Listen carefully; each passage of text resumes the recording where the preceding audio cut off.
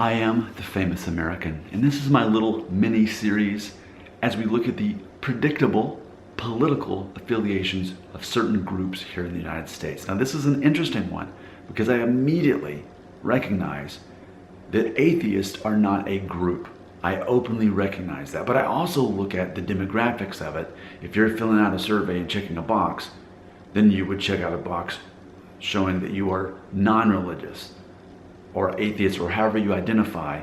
Specifically, you're not a group. You're not a collective group of people. I immediately recognize that.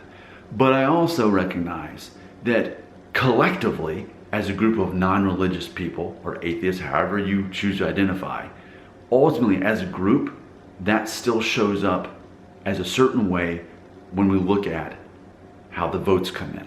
So what I'm curious to know, and again, this is not a group, this is from one individual to the other. I'm asking you as an individual if you identify as non-religious or atheist, or if you have some insight and would like to put it on here in the comment section. I'm curious to know, you as the individual who happen to identify as non-religious or atheist. Again, I'm not saying that you're all the same and identify together as a group. Totally get that. How do you personally identify and why? If more conservative or more liberal? Now, the reason I think this is an interesting and valid question is because we can look at certain groups. We can look at Jewish Americans. We can look at Christian Americans. We can look at Muslim Americans and see that in general, their own values based on the religion tends to lend itself to a certain political affiliation. So the reason I think this is an interesting and valid question is because there is no religious basis on this. You have your own moral compass that you're going by.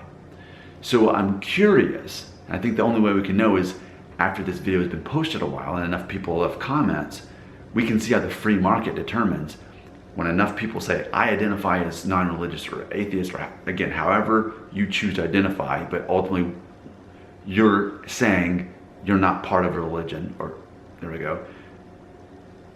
And then we look at those comments, what does that look like?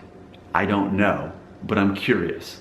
So again, if I need to say the disclaimer one more time, I recognize that non-religious people, or atheist, agnostic, whatever the word is, you're not all the same. You're all individuals. But at the end, when we look at the comment section, we're going to see a collection of people who ultimately, by not believing or not identifying with a religious group, ultimately formulate somewhat of a consistent pattern. And maybe I'm wrong.